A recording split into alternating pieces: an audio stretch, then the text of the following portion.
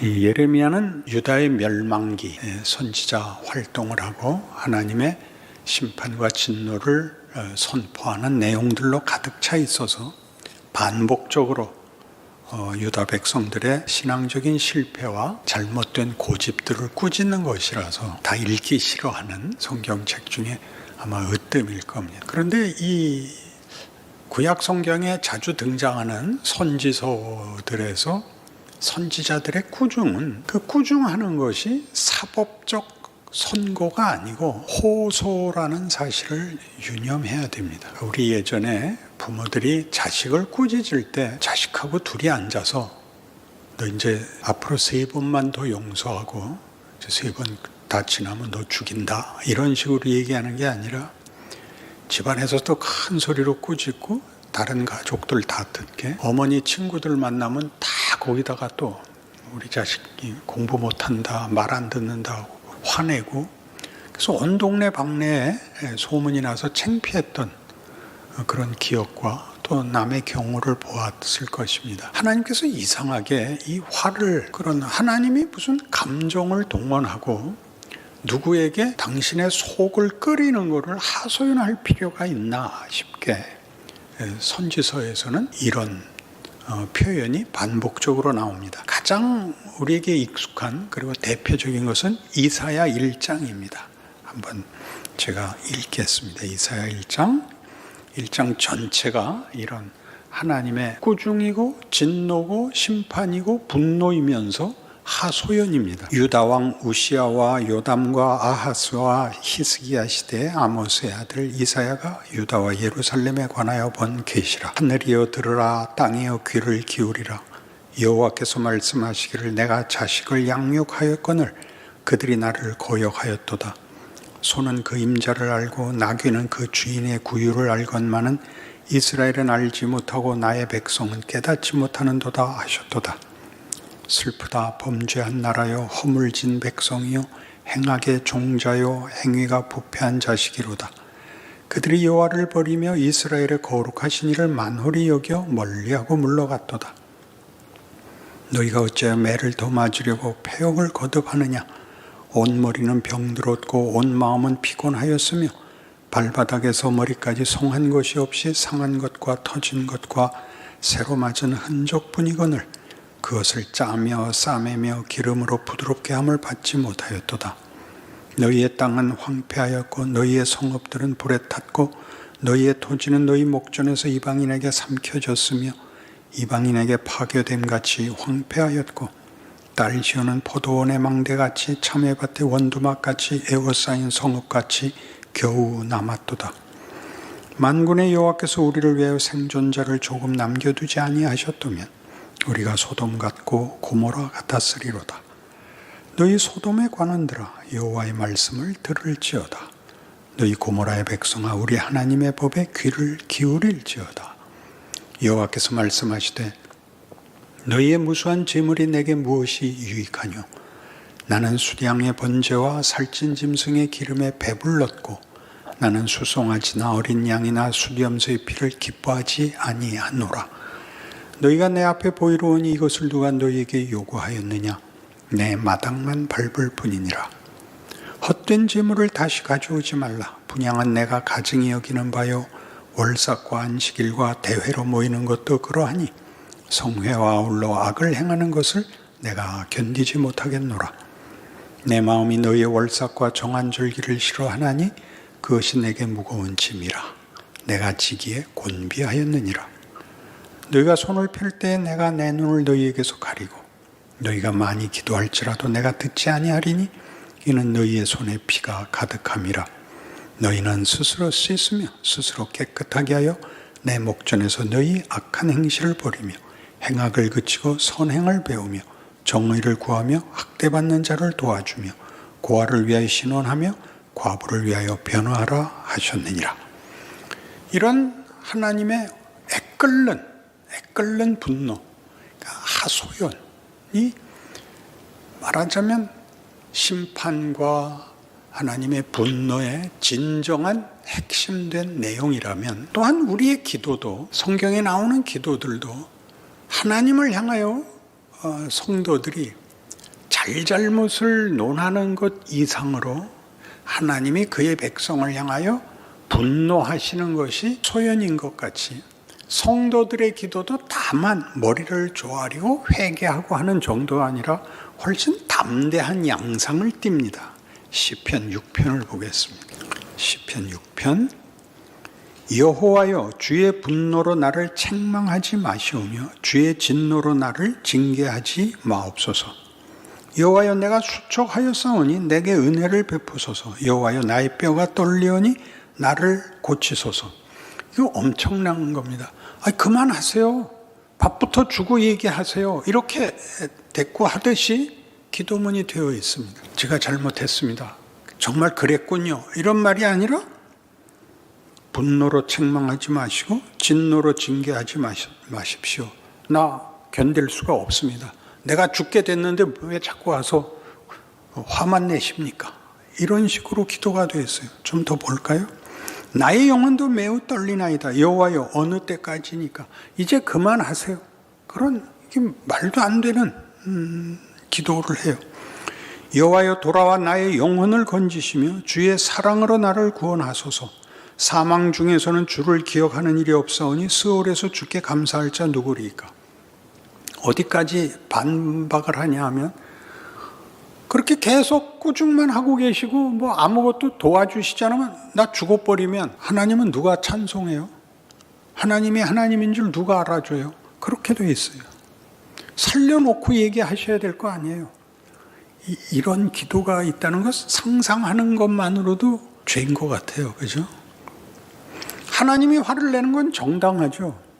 우리는 하나님은 옳고 우리는 늘 우리가 그러니까 일이 생기면 하나님은 꾸중을 하고 우리는 회개를 하고 무릎을 꿇어야 한다고 생각하는데 뜻밖의 하나님이 화를 내실 때도 다만 아까도 얘기한 것 같이 사법적 선언이 아니라 이런 또 마음에 더 깊은 말하자면 애정과 놓을 수 없는 우리를 향한 그의 사랑이 하소연으로 쏟아져 나오는 것 같이 이 고난을 받는 백성들이 제가 잘못했습니다.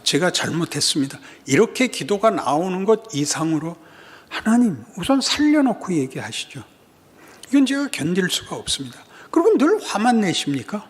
이런 식의 반문이 나온다는 것은 우리를 놀라게 합니다. 예레미야를 읽는다 그러면 이제 유다는 망하게 되었고 하나님이 화를 내셨고 이제는 너희는 바벨론에 팔려가고 너희는 회개해야 되고 너희는 몹쓸 놈들이다. 이렇게 이분법적으로 잘잘못으로 딱 치고 들어오지 않고 그들의 잡혀감을 안타까워하고 그러게 내가 뭐라 그랬느냐. 진작 말을 좀 듣지. 이렇게 됐단 말이에요. 그렇다면 쉽게 이스라엘 역사에는 유명한 사건이 있었잖아요. 히스기야 때 랍사게가 산헤립이 랍사게를 보내서 예루살렘을 포위했을 때 그때 거의 멸망 직전에서 이사야를 보내서 걱정 말아라 하시더니 밤중에 하늘 천사들이 내려와서 18만 명을 쳐버려서 그들이 전멸하고 산헤립이 도망가서 자기 신전에 숨었다가 부하들 손에 죽죠.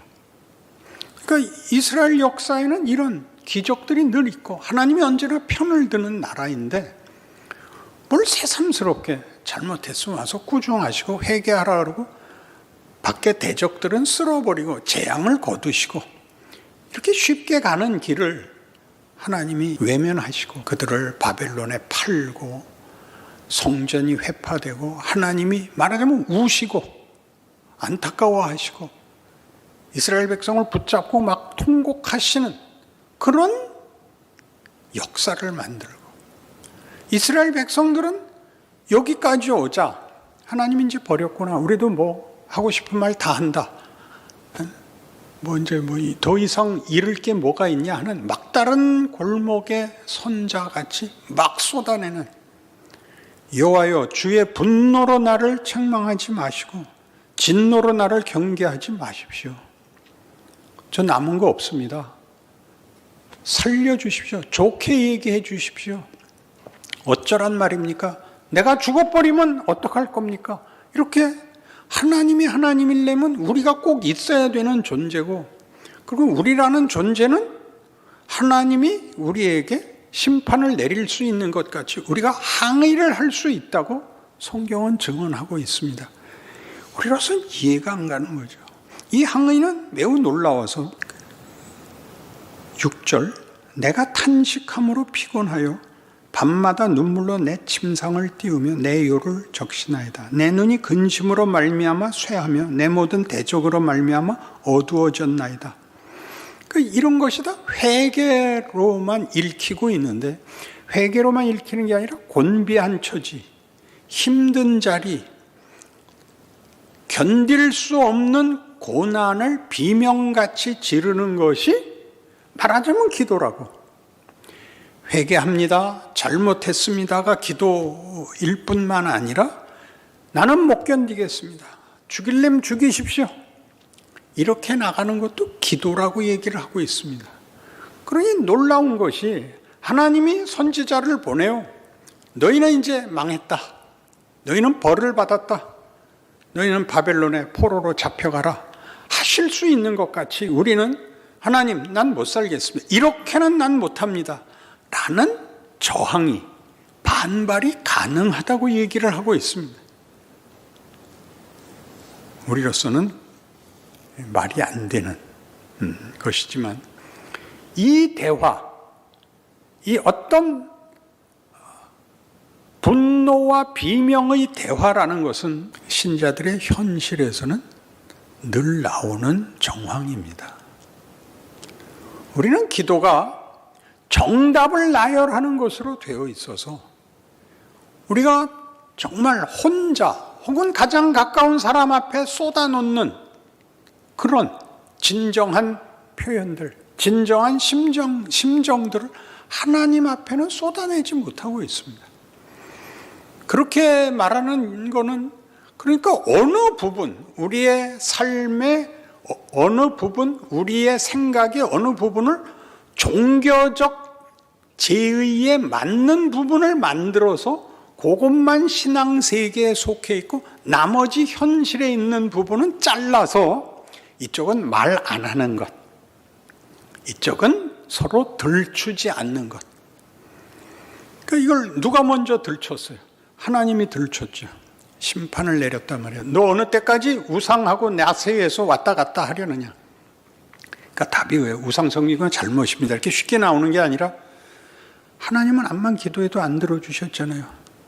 하나님은 늘 거룩하라고만 그러고 말만 잘 들으라 그러지, 어떻게 이렇게 다정하고 친밀하고 깊이 있는 현장까지는 응답 안 하셨잖아요. 말하자면 그런 반발이 시편 속에 얼마든지 녹아 있는 겁니다. 왜 그렇게 하실까요? 우리가 우리의 기도 속에서 우리의 진정한 현장, 진정한 내용을 토로할 수 없다면, 그 부분은 하나님과 상관없는 부분이 남는다면 그게 우상이지요. 하나님이 들어오시면 안 되는 비밀의 방이 있고, 나도 그것은 하나님 앞에는 말할 수 없는 것이 있다면 무엇이 그걸 가로막았을까요? 우리에게 하나님에 대한 이해가 부족한 것이죠. 하나님은 잘하면 상 주고 못하면 벌 주는 권력자일 뿐이지 우리의 사정을 이해하고 귀 기울이시는 분이라고는 절대 생각 안 하는 거죠. 게다가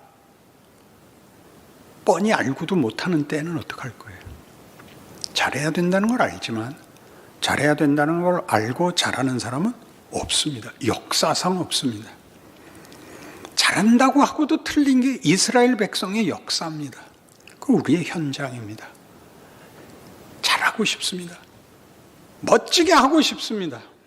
그런데 하나님이 우리에게 멋지게 잘못할 수 없는 조건 속에 우리를 보호 속에 두지 않고 우리 마음대로 최악의 일을 할 수 있는 유혹과 시험과 우리 실력으로 이길 수 없는 경제에다 우리를 집어 던져 넣어놓고 있죠.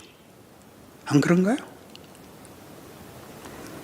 우리의 소원은 밤낮 내가 죄를 짓지 않고 죄의 유혹과 시험과 생각이 필요 없는 경지에 가기를 바라는 거죠. 내가 못하면 하나님이라도 그렇게 해줘야 되는데, 지금 우리 예레미야에서 보는 것 같이, 우리 현실에서 보는 것 같이 하나님이 답도 안 하시고 우리가 해결할 수 없는 데다가 우리를 몰아넣습니다. 할 수 있는 게 뭐라고요? 비명입니다. 이런 비명을 주고받는 이 모습을 보면 감히 하나님께서야 아무 때나 나타나셔서 너 이놈 하실 수 있지만, 우리 주제에 막 하나님을 면전에 놓고 하나님 이럴 수 있어요? 하는 것 같은 감히 그런 정황을 우리에게 상기시킵니다. 나 죽어요. 하나님 이러시기에요. 어쩌라고요? 이런 고함이 터져 나오는 것을 말하자면 하나님이 우리를 미뤄서 그 비명을 만들어내시고 있는 것 같이 보인단 말이죠. 밀리고 밀려서 이스라엘 백성들이 스스로 자책하고 잘못을 알고 뭐 내가 입이 두 개라도 할 말이 없지, 근데 와서 자꾸 긁으신단 말이에요. 그러니까 어쩌란 말이에요 까지 나오는 정황까지 사실 구약 성경에는 얼마든지 있는 겁니다. 그럼 어떻게 되는 겁니까? 우리가 어떻게 잘함으로써 만족한 결과를 얻어내는 식의 방법으로 하나님이 당신의 백성들을 기르거나 그 인생을 채우지 않고, 이런 하나님이 쫓아다니면서 뭐라 그러고 그 꾸중을 인정하지만 그걸 이길 수 없었던 우리의 현장 속에서 각 개인의 실전이 터뜨리는 비명으로 대화를 나누어, 그래서 어디로 끌고 가느냐 하면 하나님이 우리의 하나님이신 것에 대하여 우리를 그의 백성으로 운명과 정체성을 붙잡은 것을 이기기 위하여 하나님이 더 나가십니다. 새 언약으로 끌고 가죠. 이제껏 했던 방법보다 더한 것들, 더 큰 차원으로 우리를 더 끌고 들어가고 우리를 채우시는 더 큰 창조가 계속되고 약속이 더 커지는 대로 우리를 끌고 갑니다. 그리고 마침내 그 아들까지 옵니다. 이게 성경이 우리에게 가르치는 겁니다. 우리는 늘 예수를 믿고 있지만 예수가 왜 왔는지를 모릅니다. 모든 역사가 실패해서 오는 건데 그 실패를 만회하러 오지 않고 그 실패 때문에 예수까지 온, 이렇게 하나님 하시는 일이 이렇게 점점 진전되고 있다고. 그 인류 역사도, 인류라는 존재와 가치도 그런 시행착오 속에서 계속 깊어지고 커지고 있다고 그렇게 얘기하고 있죠. 그러니까 단방에 초시간적으로 모든 정황이 무시된 상황에서 잘잘못을 구별하는 기독교 신앙에서 벗어나야 됩니다. 그러면 자꾸 어떤 그 왜곡이 이루어지냐면 종교적 행동이 이렇게 구체적인 삶과 이렇게 나뉘어져서, 영역이 나뉘어져서 성전이라는 것이 거룩한 곳이 되는 바람에 그 외에는 안 거룩한 곳이 된 것 같이, 예수로 인하여 성전 휘장이 갈라지고 성전이 회파되어 하나님이 이런 지리적 어떤 제의적 그 경계 속에 있지 않고 전 세계 우리 종교개혁에서 그토록 큰 성과로 여기는 일반 은총론을 확인한 것 같이 하나님의 은혜와 일하심이 종교라는 이름보다 더 크다. 왜냐하면 하나님이 창조주시고 섭리자시고 심판자이시기 때문에 하나님의 은총과 하나님의 일하심이 거부되거나 외면되는 자리와 그런 사람은 없다.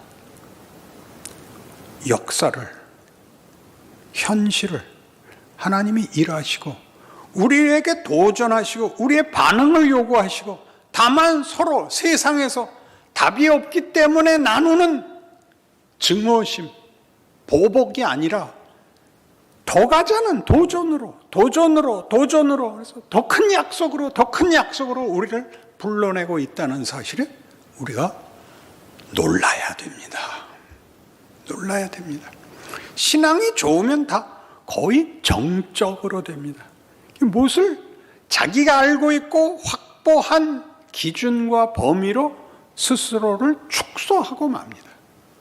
그리고 더 나은 하나님이 더 하자는 더 하시는 일에 참여하지 못하게 됩니다.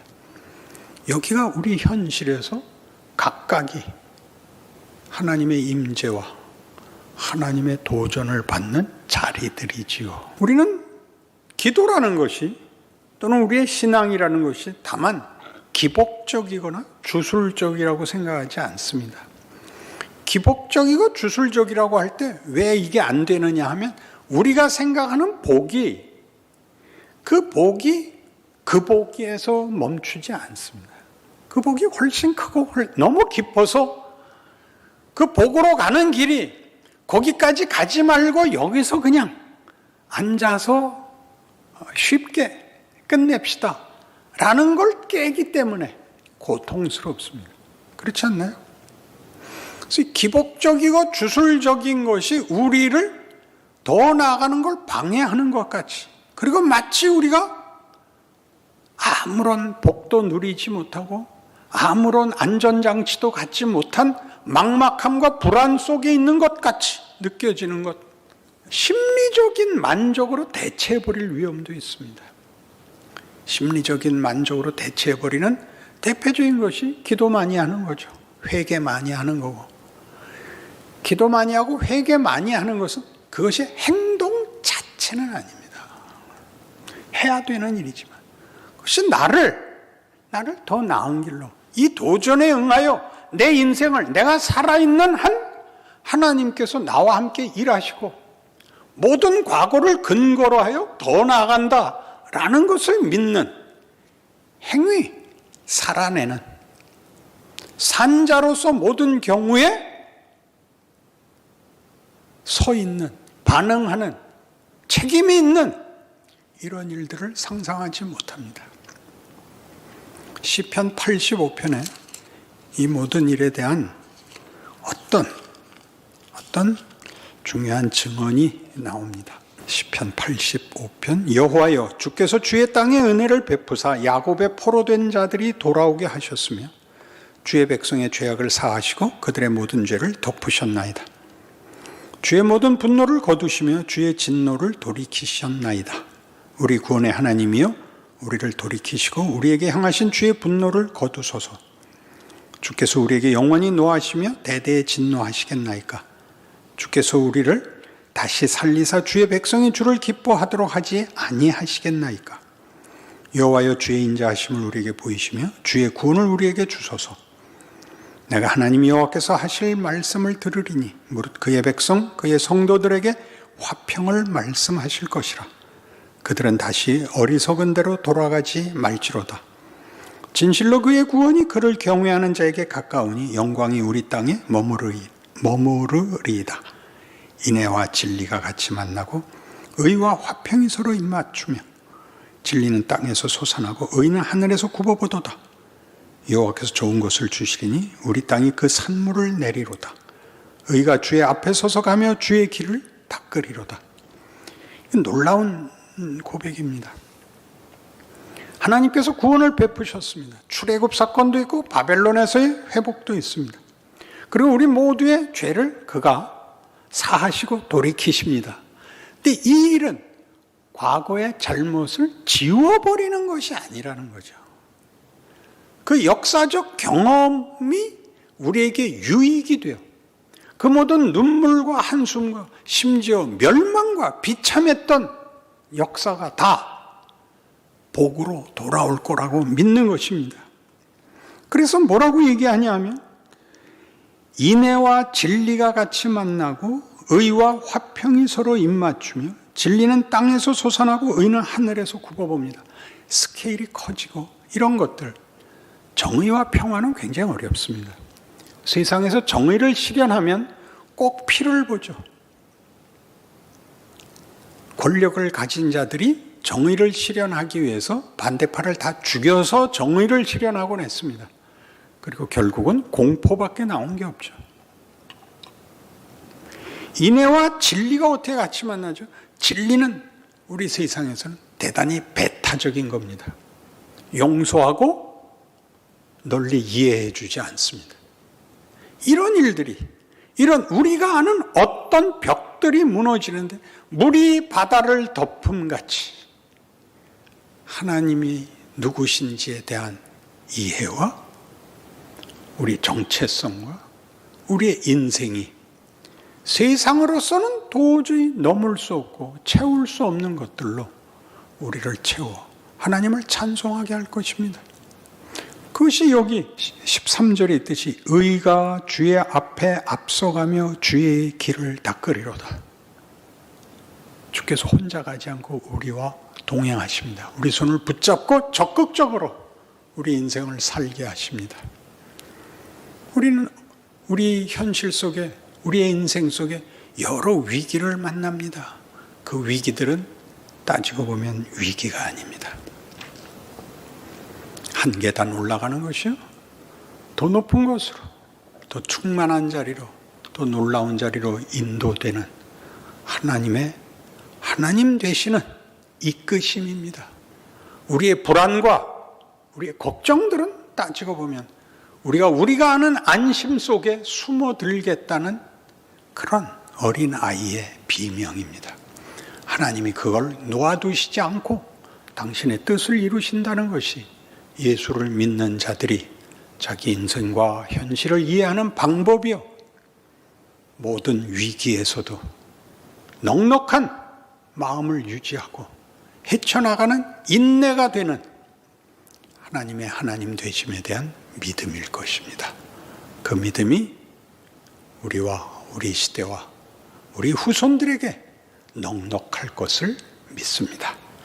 기도하십시다. 하나님 아버지 은혜를 감사합니다. 하나님의 일하심은 세상이 막을 수 없습니다.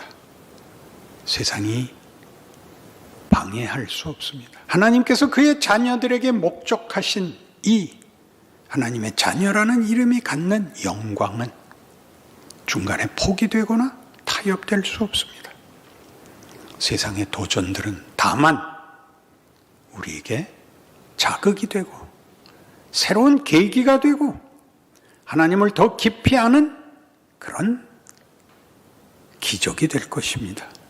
하나님이 창조주요, 섭리자요, 심판자이기 때문입니다. 무슨 일을 만나든지 어느 자리에 있든지 어떤 형편에서든지 모든 것이 합력하여 선을 이룬다는 말씀은 예수 안에서 늘 진실이며 우리가 갖고 있는 약속이며 또한 우리 믿음입니다. 이 믿음으로 우리의 삶을, 우리의 시대를 하나님의 일하심을 넉넉하게 증거하는 힘 있는 하나님의 자녀들이 되게 하여 주시옵소서. 예수님 이름으로 기도합니다. 아멘.